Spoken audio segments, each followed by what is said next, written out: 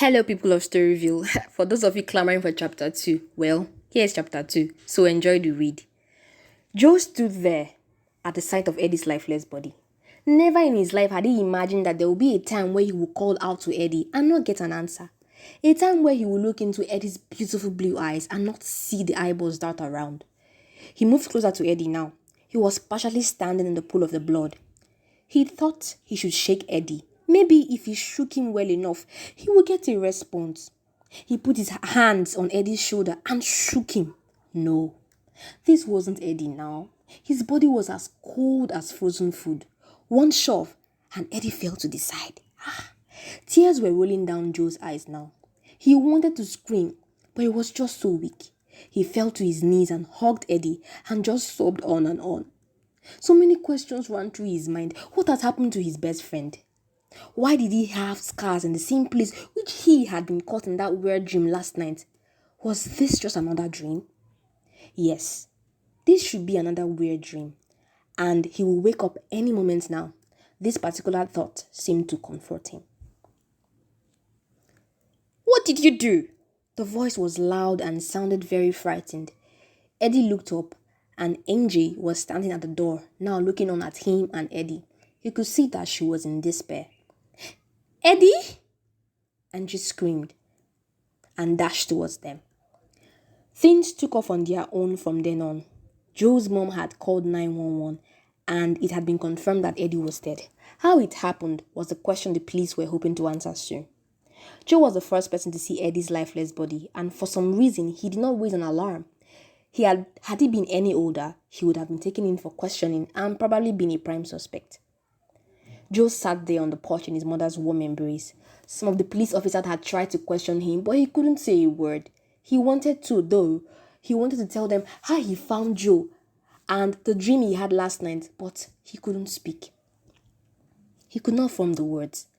His mom had shielded him from the questioning, but they couldn't leave until the detectives arrived. Detective Ryan Murphy pulled up at the scene at 10:30 a.m. exactly. He had been having a really bad week already.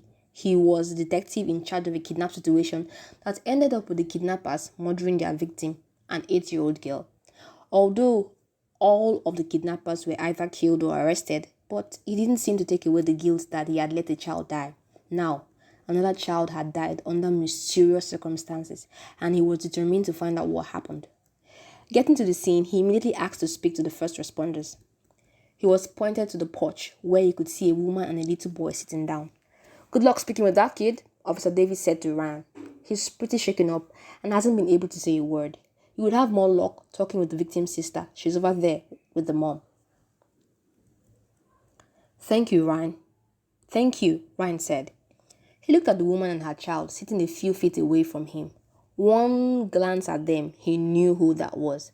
Well, if it isn't the one and only Deborah Carson," Ryan said as he stood right in front of Joe and his mother. "Ryan?" Mrs. Carson called as she looked up to see her younger brother standing over her with a very confident smirk on his face. Ryan had been very distant lately. Despite being in the same city, he hadn't been in touch with family. He had always been like that anyways. He sent gifts and cards during festive holidays and birthdays, but lacked the physical availability.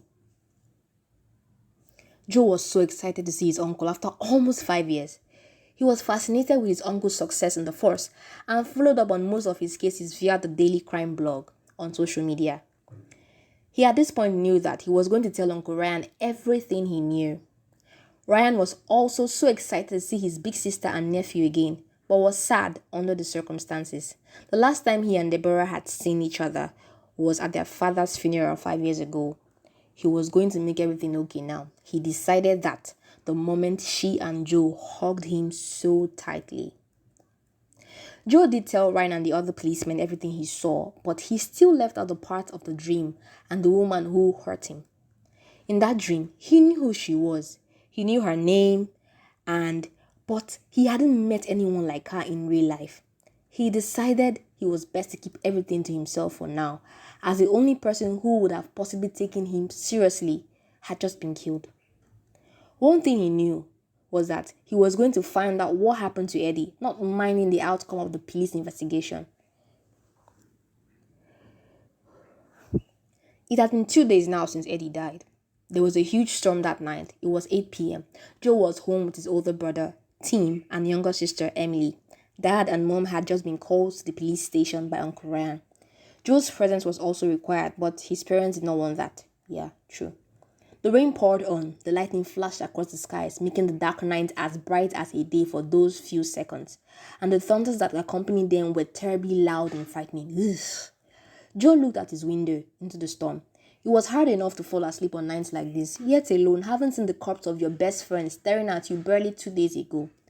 His world was shattered. There was no good news concerning this investigation. The police carried out an autopsy despite the cause of the death being pretty obvious. It showed that Eddie had died from strangulation despite losing so much blood from cuts on his wrist and thigh. There was also no sign of forceful entry or exit into the apartment, and the only fingerprint on the body was that of Joe. The police believed that whoever carried out the murder wore a glove. Who was the prophet? Joe kept thinking. And why did he have that dream?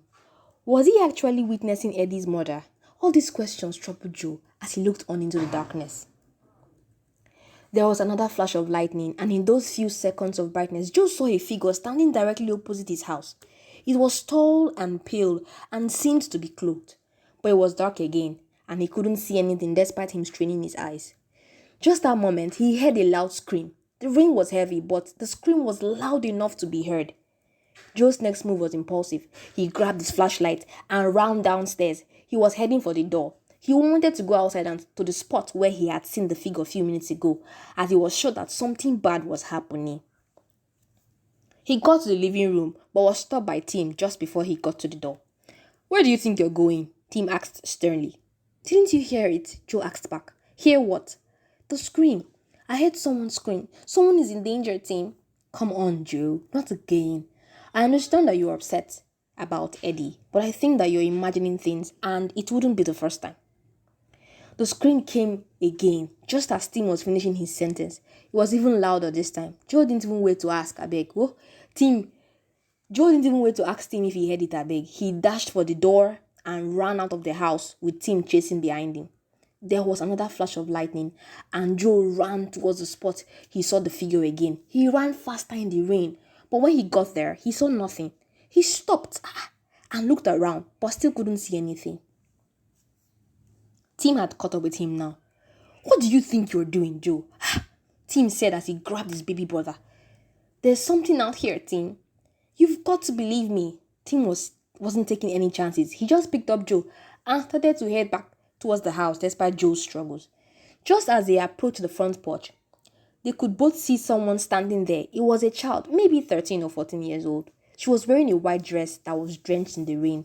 She had long black hair and big grey eyes. "Are you okay?" Tim asked as he put Joe down on the porch. She didn't respond, but just kept staring at both of them. She was shivering and seemed to be finding it difficult to breathe. "Can you hear me?" Tim asked again. The girl fell straight to the ground as Tim was still speaking. "You've got to help her, Tim." Joe screamed, seeing her fall down. "Call 911. I'll bring her inside." Joe fired back, rushing to the girl and picking her up. Joe dashed into the living room, and Tim was behind him carrying the girl. But just as Joe was heading to the phone, it began to ring. "Don't worry, Joe, I'll get it. Go get a blanket," Tim instructed, putting the girl down on the couch. Oh, Joe rushed upstairs to his room to grab a blanket. Why did this have to happen on the one day they were left home alone? Joe thought to himself. He got to his room, he grabbed his blanket and rushed back to the living room. He saw Tim. Tim was holding the phone in his hands, but it was obvious that the call had dropped. He looked at his brother. Tim looked distraught. "Who was on the phone, Tim?" Joe asked. There was silence for the next minute, and Joe had to repeat his question. This time, he nearly screamed. Tim found his voice, although it was shaky. "Joe, there's been an accident." Wow. That's the end of chapter 2. I'd like you guys to know that this story is being freshly written by Horace McCauley. So you can't find the story anywhere, chapters by chapters. This is actually intense. What do you guys think? I'd like to know in the comment section as we wait for chapter 3. Thank you.